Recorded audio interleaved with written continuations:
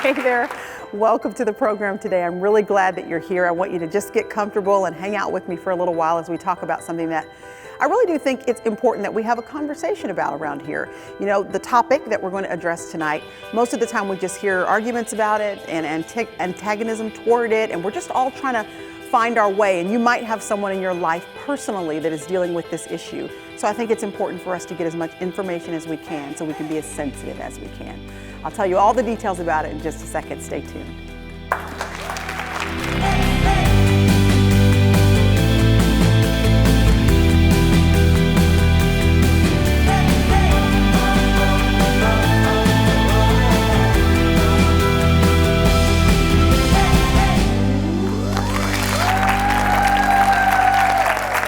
The young lady that I'm about to introduce to you has been on quite a journey in her short 25 years. She has had some lifestyle struggles, some emotional transformations, physical transformations that really have set her life on an entirely different trajectory than even she would have thought possible. And what I like so much about her is that she's willing to be authentic and open and share it with us. So today, would you guys please help me to welcome Jackie Hill Perry to the program. Hey sis, how you doing? How are you? Good. I'm glad that you're here.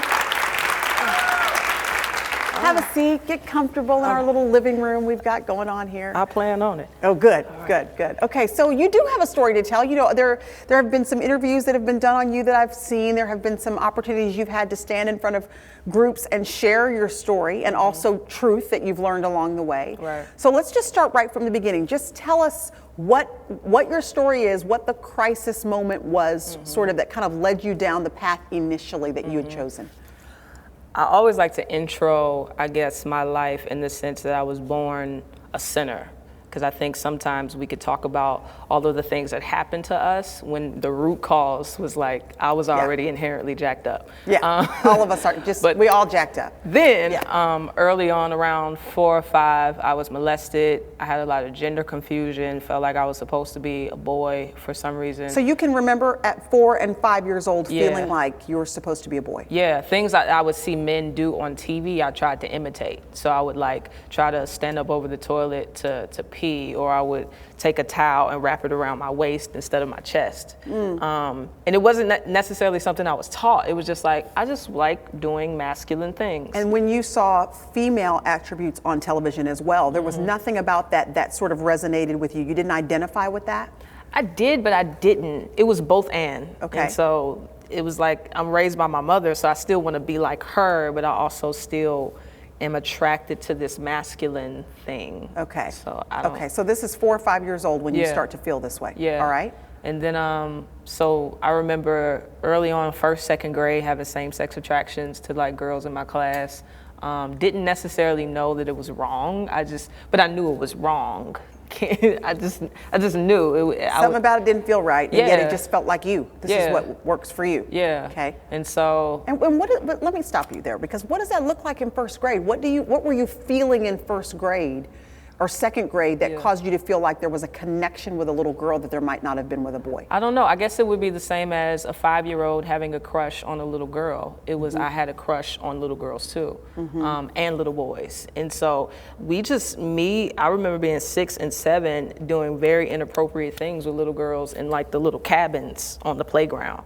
And we would try to hide from our teachers to do stuff. And so it was just weird. But I think a lot of that was also pornography. I saw pornography really, really, really early. Did you? In your home? Yeah, because we had cable, and so it's terrible. It's not funny. But when my mom would go to sleep, I would just go in the living room and watch stuff I wasn't supposed to watch. And so I just had a lot of with molestation, the sexual perversion of that, and then the pornography, and then the gender confusion. It was just this big ball of mess. You know what's so interesting? My husband and I travel a lot, and we have the boys. We have 3 boys. We travel with them a lot too. And when we're in hotel rooms, which we are quite frequently, I'll set the channel on what the boys can watch that night or whatever. And then I take the remote control to we have adjoining rooms. Yeah. I take the remote control in our room. And the reason why is because exactly what you've just said, you don't even have to be looking for the wrong images. Yeah. Just kind of flipping from one channel to the next. It's amazing what's just on regular old television. Especially now. Yeah, especially now. Yeah. So when you're 4 or 5 years old, you're saying you're just there's cable, Yep. and you didn't have to go pay for something. Nope. You just flipping channels, and there you go. And I found it. You found it. Yeah. And then did you go start looking for it once you'd found it? Yeah. Where you were intrigued by it? Because that was before like internet and stuff like that, and so it was only just on cable. So if we went over people's houses that had cable, I knew what channels to go to, and so I would invite my friends to watch it with me and stuff like that. And so it was just really intriguing to watch what I didn't understand. Did your mom know at all that No. any of this was happening with you? No. Okay. She didn't find out I was into pornography until high school. Okay. Yeah. So you're talking about from young, Very early, all the way up through high school. You're having an addiction with pornography, Yep. and you're finding that you've got this same-sex attraction Yep. happening. Okay. Yep. And then I think being fatherless was a factor too, because it's like my dad, he was so inconsistent in my life that taught me, okay, men can't be trusted, but my mother can, women can, and so I think just all of that just made me be a lot more open to homosexuality than I would have intended to. Do you think that the dynamics in your structure at home, with you, like you said, your dad not being very present and your mom being there, Right. in general, do you think homosexuality and a person's willingness to sort of just kind of move their life in that direction, is it caused by those dynamics, do you think? Or do those dynamics just support and encourage it and kind of push the person down that path? I think they support and encourage it, because it's plenty of people that are in the homosexual lifestyle that had a dad that weren't molested, that did not get into pornography, but that's just a natural feeling that they have. But I also think that how we grow up it just encourages you toward that end. Okay, so you've got pornography, you have got these natural inclinations, Right. and obviously you had people around you, little friends around you that are watching it with you at 12 and 13 and 14 years old. So you've kind of got a group of people that are walking this path. Yeah, we were a lot of nasty little kids. It was sad. I'm serious. It was sad. But I love that you're willing to be able to talk about it, because you know, there are a lot of little kids, young ladies that are probably watching this program even now. And just the fact that you're willing to say, here's what was happening when I was 12. This is what I was doing when I was 13. Not only is it going to make the radar of mamas go up and say, hey, I need to be paying a little bit closer attention to what my child has access to. But then it might make this 12 or 13 or 14-year-old say, hey, you know what? If she can be honest, then I can be honest too. Did your mom find out, or were you honest with her? She found out. How did she find out? I used her computer to watch porn and did not delete it from the history. And so when she was on a flight, she was on her computer and then she saw it. Okay. Yeah. All right. And at that point, did she just know about the pornography, or was there something about that would have let her know that your interest was in women as opposed to men? She didn't find that out until I was 18. And that story is really interesting. Tell us the story, girl. Tell us the story. God set me up. Okay. He always does. He'll set you up. He completely set me up. Yeah, he will. So we were in the car driving to work.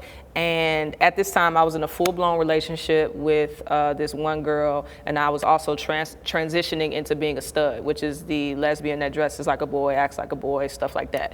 And so the radio show, the topic was, women, call in if you have homosexual daughters and tell us the signs. And so all of the signs that these women were talking about were me. So your mother's listening to this? We both listening to it. You both listening to it? Yeah, and so I'm sitting in the car like, oh my gosh. It's like nothing I can do about this. Like I can't say, let me out, I'm gonna take the bus. You could have changed the channel. Why didn't you change the radio? radio? It's her car. It's her She would car. slap my leg. She would slap your hand. Yeah, you got my kind of mama. Yeah, you got my kind of mama. Like, this ain't your car. You don't pay no bills. That's right. That's right. And so she turned to me and she said, is that you? And so she was brave enough to just ask. Yeah. And she asked me before and I lied. But it came to a point where it was just like, you can't deny this now. And I told her, I said, yeah. And then she just was like, I knew it. And so we had the talk that I didn't want to have. Was she mad? I think she was hurt. She was hurt. Yeah. She didn't seem angry. She seemed really deeply hurt. Was she surprised? No. Okay. Yeah. Because me and my girlfriend at the time, I called her my best friend, but she was my mama ain't stupid. Like our interactions were not normal. The frequency of our hanging out was not normal. I'm a loner by nature, and so all of a sudden this person is here every single day when Jackie does not invite people to her house. And so she knew something was different. And so I want to know what your teenage years look like in terms of, you're saying when you got to 17, 18, you had this one girlfriend, but were you acting out your attraction to females all throughout this 12, 13, No. 14, 15? Okay. No. So you're having the feelings internally, but you're not necessarily acting them out. Right. Okay. How were you able to, what happened, what changed at 17 that you were like, okay, I'm going to not just feel this way, I'm going to actually pursue that instead of having a boyfriend, I'm going to go with a woman? I think the thing that initially kept me was I had an aunt in my life who was a Christian. And so for the first 10 years of my life, I went to church every Sunday. And so I always knew that lesbianism and homosexuality was wrong. I always knew that it deserved God's wrath. I always knew that it just wasn't what you're supposed to do. And so for a long time, though I was not a believer, it was like, I can't do that because I'm gonna go to hell. Even though everything else I did was ratchet too. But anyway. I love that word ratchet. I love that. Because all of us in some form or fashion are just ratchet. Yeah, the flesh is ratchet. It is, isn't it? Yeah. It is, yes. There's a joke about my husband, because my husband is saved, loves the Lord, but he's like one of those people, you know, you cross him the wrong way, he's coming after you. So we call him ratchet saved. It happens. It happens. God loves them though. That's right. God loves all of us, and I'm so grateful. Okay. We're going to take a break for just a second. We're going to come back and finish talking just a little bit more with Jackie Hill Perry. Thank you so much for being here.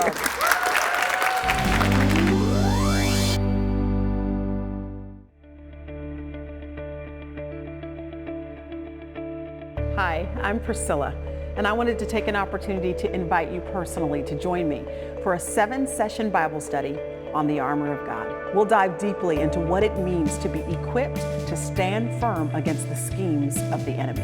He is very real, and he has been so strategic and targeted in his attacks against us. Why shouldn't we be equally strategic and targeted in standing firm against him?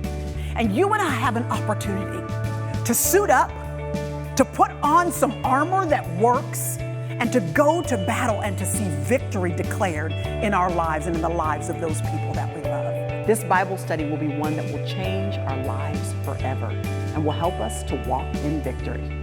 So plan to join me, won't you? The Armor of God.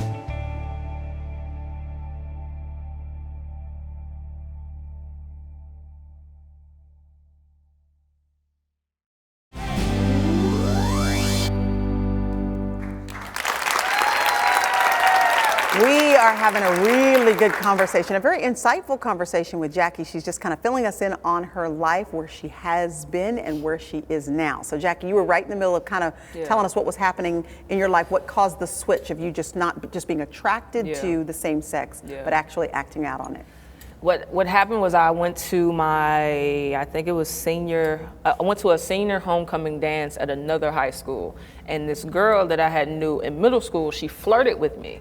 And that was the first time that a woman ever flirted with me in a bold way. And it just lit something in me where it was like, I want to pursue this.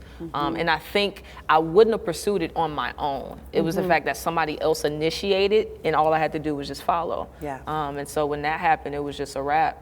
And so I was with her like 2 weeks. It wasn't even serious. But after that, I was like, you know what? Let me try to go back to men. And I remember I called a friend that we used to just mess around. And I remember kissing him, and it disgusted me.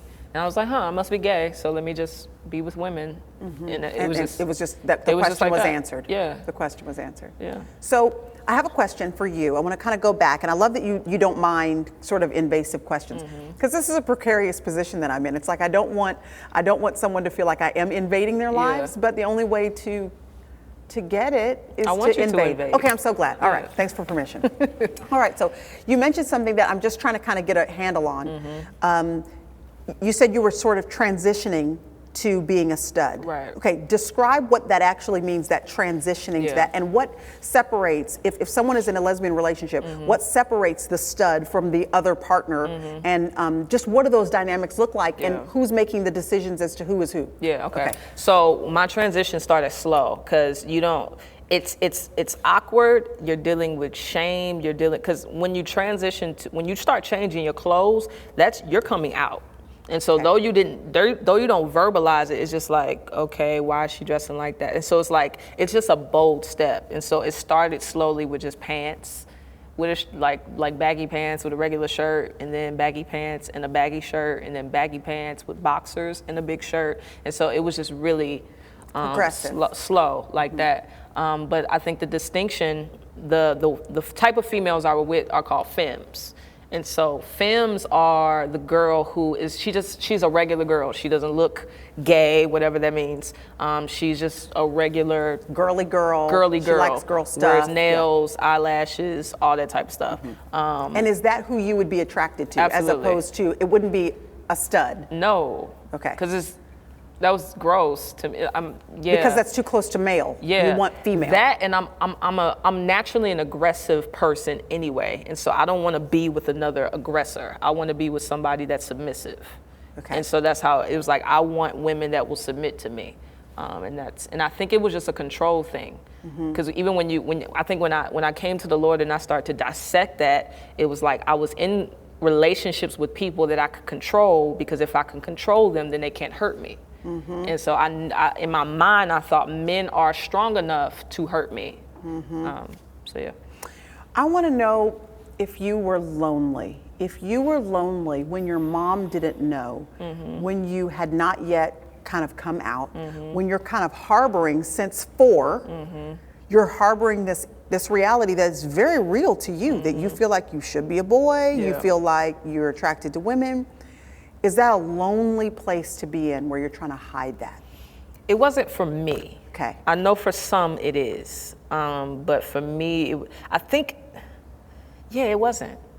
I can't explain why. See, there's somebody in my life that I am just discovering after, this person's like close to 40 now, and has lived their entire life with no one knowing this has been their struggle. And what hit me the most about that was, I was a little bit shocked to hear it, but my first emotional response was that I was so sad that they had lived all of these years having to be so closed up and concerned about what everybody's going to think. And I thought that must be lonely. Do you find that even though that wasn't your response, do you find that a lot of people that you know struggle with this are living very lonely existences?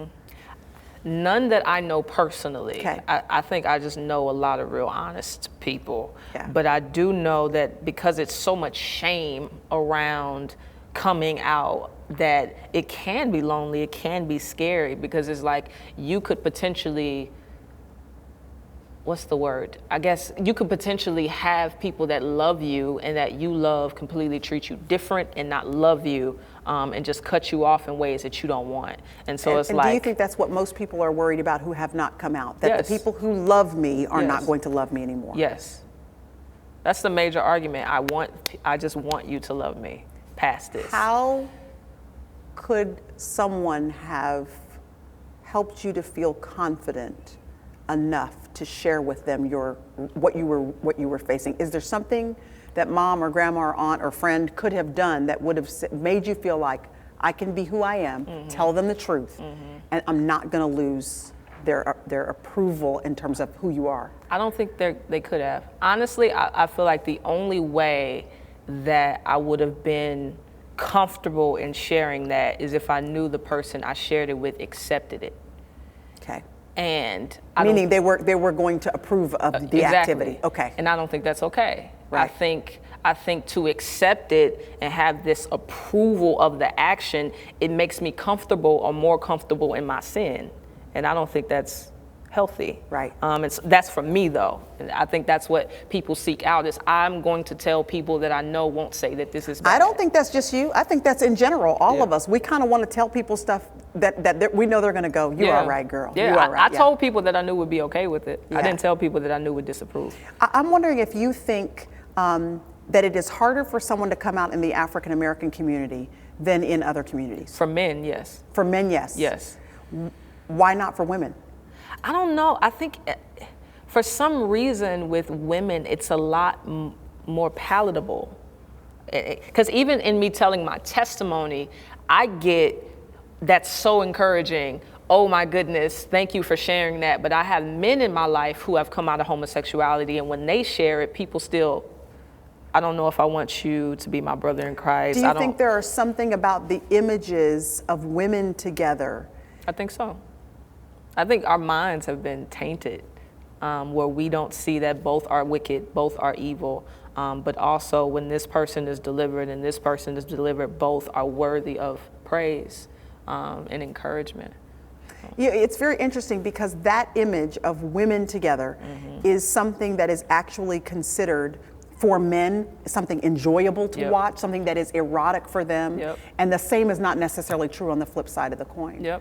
And so we've put then our men in a position who need to be honest about their same-sex struggles in a place where, particularly in the African-American community, I think in general, but in the African-American community, it is tough. It is. For a black man to say, this is my struggle. It is. Yeah. Even in the church. You get it's like you open yourself up to disrespect, as if you're less than because of your sexual attraction or sexual orientation. So.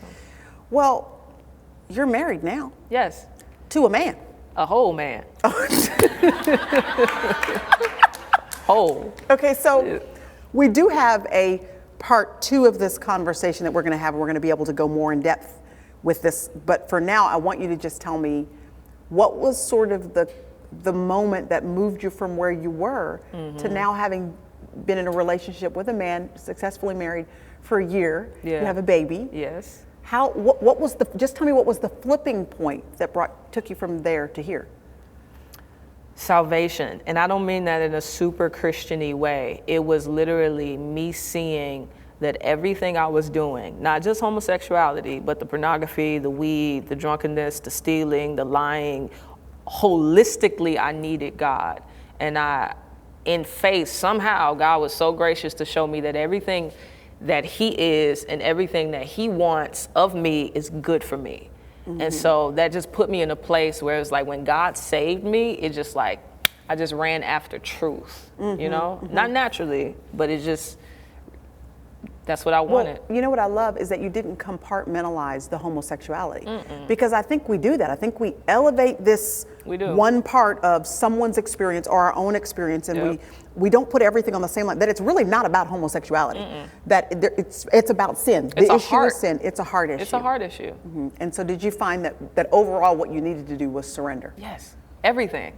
My affections, my feelings, my rights, my idea that I am wiser than God, just everything needed to, I had to see, Jackie, you don't know anything, but God does, and he knows what's better for you, and he loves you, and he cares for you, and I promise you, if you just believe him, just trust him, just let him do him in your life, you will have joy.